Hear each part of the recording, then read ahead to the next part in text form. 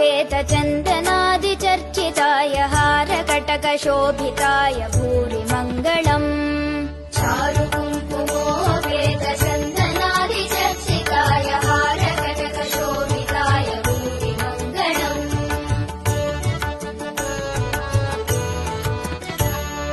ललितरत्नकुण्डलाय तुलसीवनमालिकाय जलदसदृशदेहाय चारुमङ्गलम्।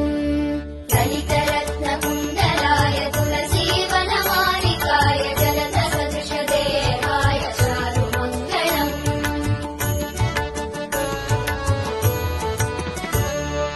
देवकी सुपुत्र